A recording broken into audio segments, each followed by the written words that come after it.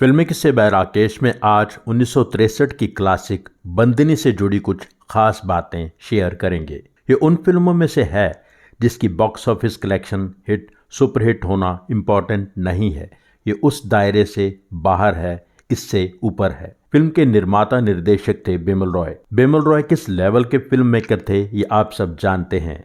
As director ये उनकी आखिरी फिल्म थी। बंदिनी एक बंगाली नॉवल तमसी पर आधारित थी। नॉवल लिखा था चारू चंद्र चक्रवर्ती ने, जिनका पेन नेम था जरासंधा।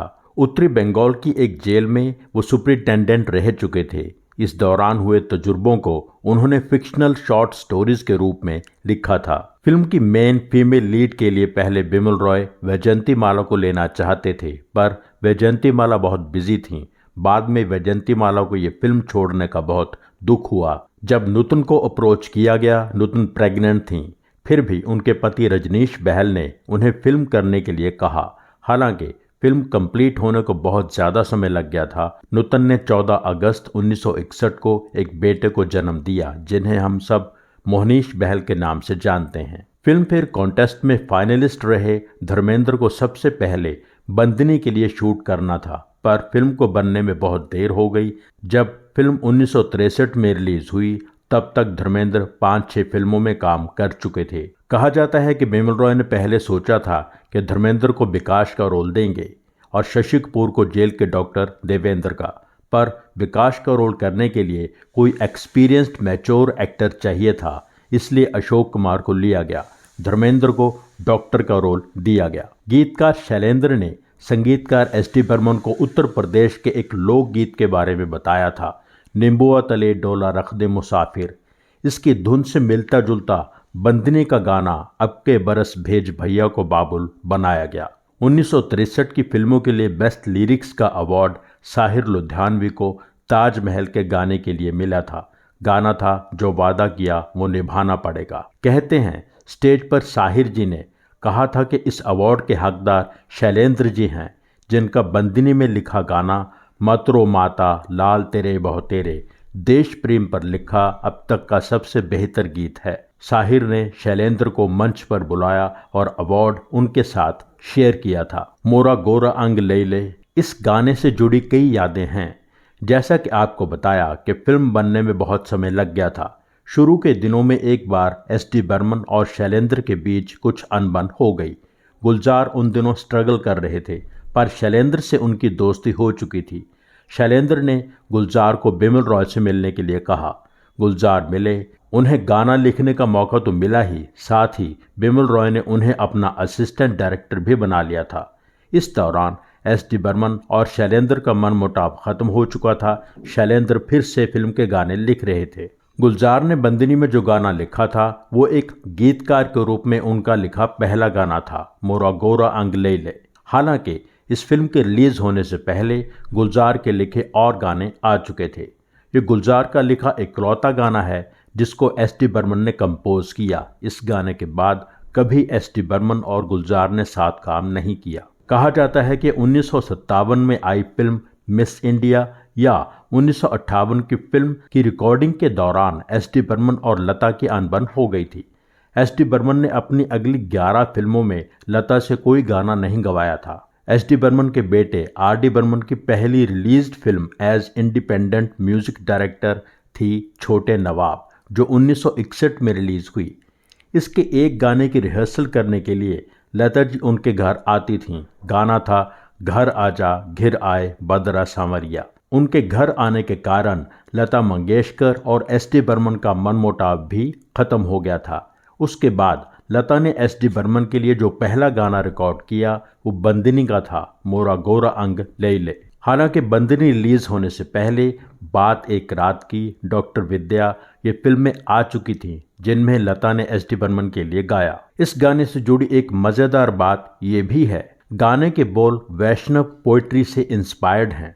फिल्म में एक सीन में कल्याणी यानी नुतन के पिता विकास यानी अशोक कुमार को वैष्णव कविता सुना रहे हैं। रात के अंधेरे में छुपकर राधा जी श्री कृष्ण से मिलने जा रही हैं। उन्होंने श्याम रंग का श्रृंगार किया है, नीले रंग की साड़ी पहनी है, नीले रंग के कंगन, आंखों में काजल। फिर भी अंधेरे में उनका गोरा रंग चमक उठता है। तो डरती हैं कहीं कोई देख ना ले। राधा कहती हैं भगवान मोरा गोरा अंग मुझसे ले लो और शाम रंग दे दो। कहानी आगे बढ़ती है तो कल्याणी के दिल में जब विकास के लिए प्यार जाग उठा है तो उसको अपने पिता की सुनाई ये कविता याद आती है और गाना शुरू होता है। जब एस.डी. बर्मन को पता चला कि बिमल रॉय ये गाना घर के अंदर फिल्माने वाले हैं तो उन्होंने बिमल रॉय से कहा कि गाने में जिस तरह की बात है, जिस तरह की फीलिंग है, वैसी बात कोई लड़की अपने घर में अपने पिता की मौजूदगी में नहीं कह सकती, इसलिए गाना घर में नहीं बाहर फिल्माओ। बिमल रॉय अपनी जिद पर अड़े रहे और घर के अंदर ही फिल्माना चाहते थे।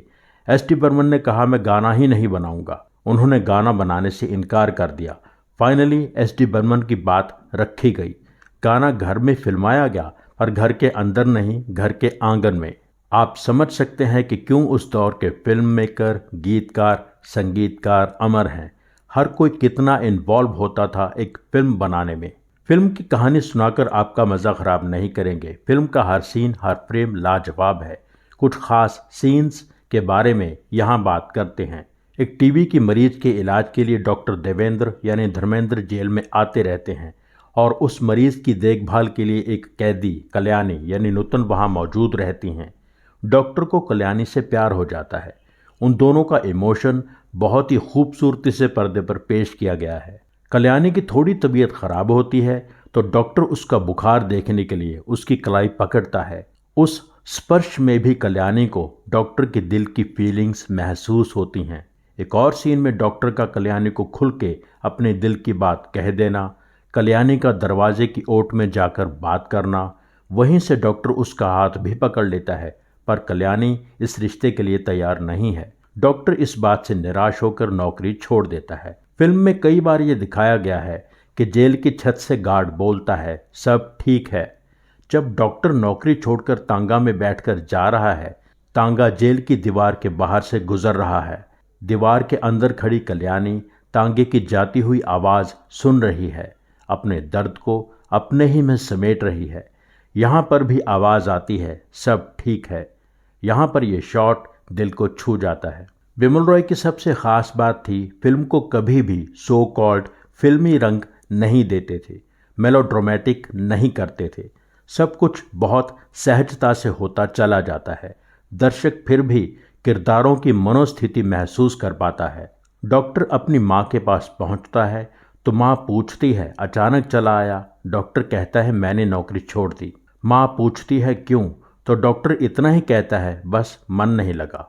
बहुत ही सिंपल तरीके से कही इतनी छोटी सी बात बहुत कुछ कह जाती है। कोई स्पेशल क्लोज शॉट नहीं, कोई स्पेशल बैकग्राउंड म्यूजिक नहीं दिया गया। बिमल दा का ये नैरेटिव ही दर्शक को ऐसा फील कराता है जैसे वो किरदारों के आसपास ही कहीं खड़ा है। फिल्म का सबसे खास सीक्वेंस जब कल्याणी एक औरत को जहर देकर मार देती है, बहुत ही कमाल अंदाज में पेश किया गया है। कल्याणी के फ्लैशबैक में कल्याणी एक पागल औरत की देखरेख कर रही है। पिता की मौत हो चुकी है। पता चलता है उस पागल औरत का पति कल्याणी का प्रेमी विकास है। मन में भरा गुस्सा और बेबसी उसको दीवाना सा कर देती है। कल्याणी उस औरत के लिए चाय बना रही है, स्टोव को पंप करती है जैसे अपने मन को किसी फैसले तक ले जाने के लिए कर रही हो। मन अंधेरे और उजाले में अटक रहा है। विजुअली बिमल दा ने इस बात को बहुत ही शानदार तरीके से दिखाया है।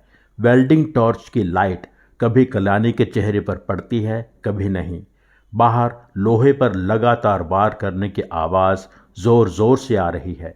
बिमल रॉय ने कल्याणी के मन के अंदर की हालत कैमरा में कैद की विजुअल्स और साउंड का इस्तेमाल करके दिखाई है। उस पूरे सीक्वेंस में नूतन का कोई डायलॉग नहीं है, सीधा जुर्म कबूल करते हुए चिल्लाकर बोलती है। कहानी एक ऐसे मोड़ पर पहुंच जाती है कि कल्याणी को जेल से रिहा कर दिया गया है। डॉक्टर देवेंद्र यानी धर्मेंद्र की माँ उसको अपनी बहू स्वीकार करने के लिए तैयार है। अब कल्याणी डॉक्टर के घर जाने के लिए रेलवे स्टेशन पर बैठी है।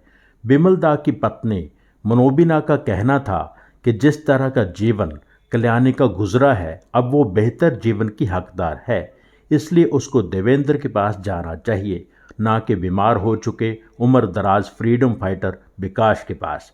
बिमल रॉय ने ये बात नहीं मानी। उन्होंने वही किया जो असली नॉवल तमसी में था।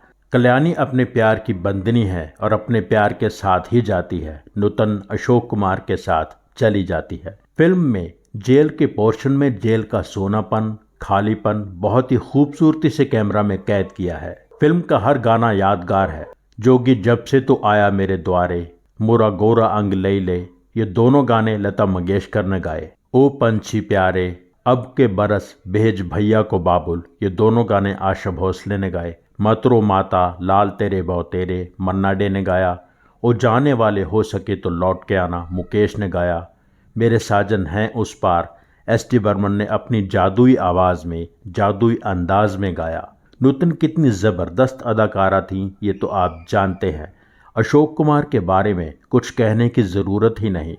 नए कलाकार के रूप में धर्मेंद्र का काम भी बहुत अच्छा था। फिल्म फेयर अवार्ड्स में बंदनी को 6 नॉमिनेशंस मिले और सभी अवार्ड्स हासिल भी हुए। Best film, best director Bimal Roy, best actress Nutan, best story Jarasandha, best sound Dinshaw Billimoria, best cinematography Kamal Bose black and white film के लिए। कलर फिल्म के लिए सेहरा के हिस्से यह अवार्ड आया था। 1964 में हुए नेशनल अवार्ड्स में भी बंदनी को president's silver medal for best feature film मिला था। इसके साथ ही बंदनी के बारे में यह स्पेशल एपिसोड यहीं पूरा करते हैं। एपिसोड लाइक ज़रूर कीजिए, शेयर कीजिए, कमेंट कीजिए। Thank you so much.